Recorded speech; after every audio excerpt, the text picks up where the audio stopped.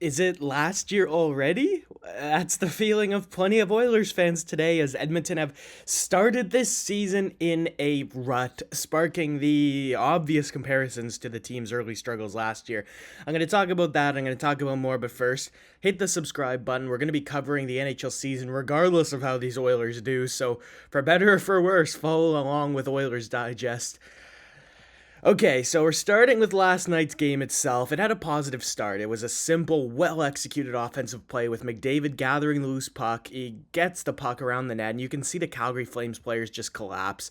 One point man's open, that's Mattias Ekholm. All three forwards and one defenseman are sucked over to McDavid's side of the ice. So McDavid swings the puck over to Ekholm. He takes a bomb of a shot that Dan Vladar kicks out, but there's Jeff Skinner, Johnny on the spot. That's his first as an Oiler, and it's 1-0. Vladar and Stuart Skinner both remained sharp as the first period went on, and they were both perfect until late in the first. Here's a long wrist shot by Troy Stecher. It was deflected into the net by Corey Perry, and it appeared Edmonton had taken a 2-0 lead, but the Calgary Flames challenged, and it was deemed that Corey Perry engaged in some goaltender interference. Just wait on that call because I'll touch on that after this game recap, but point being, Perry's goal doesn't count. The score remains 1-0 into the second.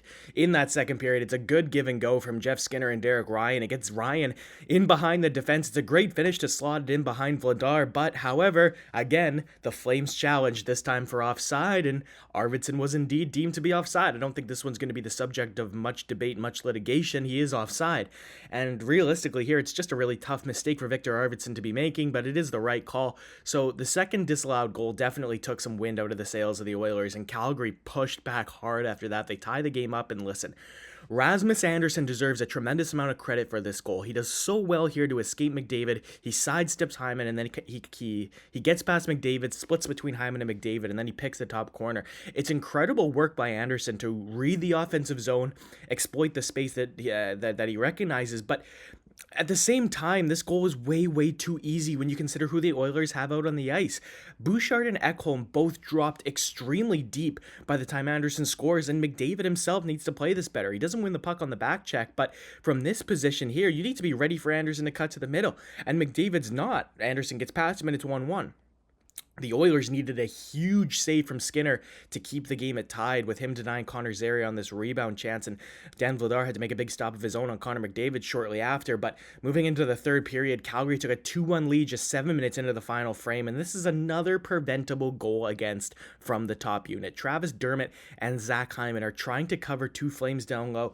Dermott goes to check Huberdeau. He gets sucked a little bit out of position, and then it's Hyman and Mantha in front of the net. Hyman doesn't tie up Mantha's stick, and he's really easily able to roof the puck past Skinner. It's 2-1 Flames, and then a couple minutes later, Justin Kirkland made it 3-1 on what was a pretty similar goal to Edmonton's early in the first. The Flames cycle the play up top. It's Kevin Ball's shot that Skinner manages to kick out, and then there's Kirkland on the spot. But realistically, you look at this play, and this one's on number 25. Nurse just watches Kirkland skate past him after Ball lets the shot go and pick up the rebound. Nurse isn't in position. He's not reading the play. He's completely flat-footed, and then Jeff Skinner later would hit the bar with 5 minutes to go in the period. That was as close as Edmonton came after that. Sloppy turnover by Nugent-Hopkins here let Connor Zary seal it into the empty net. So, okay, before we get to thoughts on the game as a whole, let's address what was probably the most fiercely debated moment of this game, and that was the Corey Perry disallowed goal. And here it is again, just so everyone knows. Perry and Andersson are in a net front battle, and Perry here ends up making contact with the back of Vladar's legs. After that, the play continues on. Perry eventually is going to tip this point shot home. If the puck goes in, say, I'll stop it right here. That's an easy no-goal call. Right there, Perry is right in the midst of making contact with Vladar's skate in a way that could pretty significantly hinder him. But it doesn't hinder him, and the play goes on. Like, the contact, to me, is a thing of the past by right here.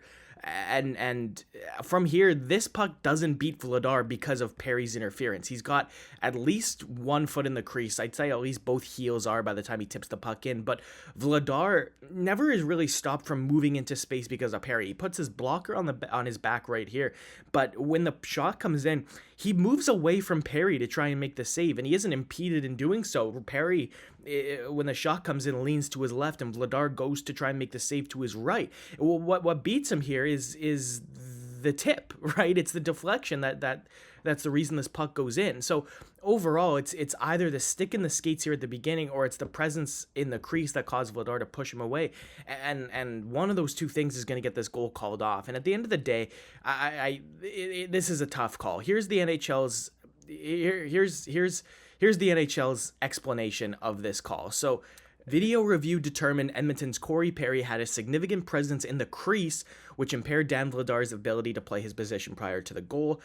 The decision was made in accordance with Rule 69.1, which states, in part, goals should be disallowed only if an attacking player, either by his positioning or by contact, impairs the goalkeeper's ability to move freely within his crease or defend his goal. So that's vague enough to be referring to kind of either the stick in the skates at the beginning or Perry's presence, his positioning when Vladar's trying to challenge to make the save on Stetcher's point shot. But again, at the end of the day, what I want and what I think every hockey fan would be happy with is consistency. It's one league.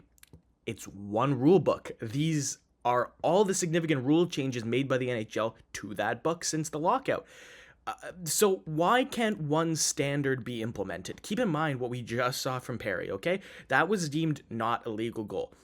Now let's watch this. These are legal goals. Here's one by Sam Bennett. That was a legal goal. Here's another very legal goal. Here's another, you guessed it, Max Domi's legal goal against Seattle. So it's one league. It's one rule, and I think that one rule needs to be figured out, because it's not. I'm tired of the gray area that is the entirety of the rule, because there's no way to guess what definitively is and definitively isn't anymore, because of those 4 clips I just showed you.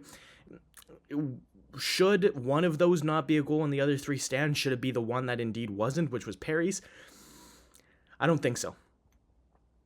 Disallowed goals aside, Edmonton need every single player on this roster to be better up and down. Like Connor McDavid himself, this is the best player in the world. He's out there for 3 goals against. Mantha's goal was largely thanks to neither one of Hyman or Dermott tying up Mantha, and there's no excuse here from McDavid and Hyman and pretty much everybody in this defensive zone to allow Anderson this much space into the middle.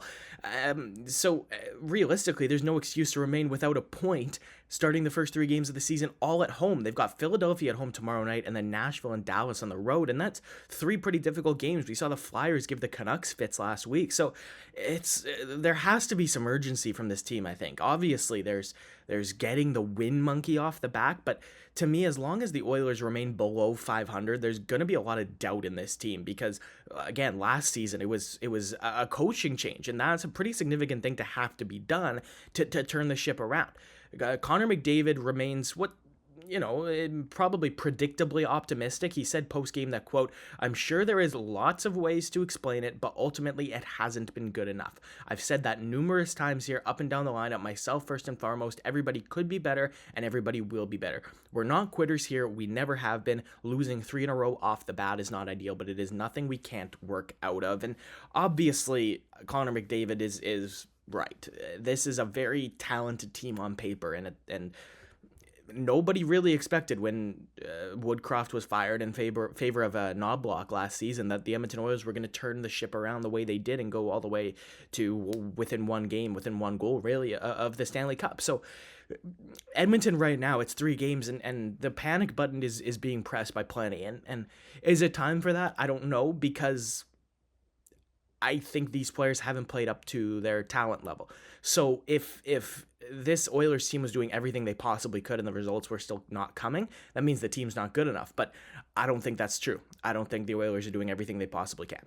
So I would preach patience here after what's been a terrible start to the season again, but I can understand why the patience might not be there from these Oilers fans. This is a team with all the expectations in the world this season, and hopefully they can figure this out. That's going to be all for me today.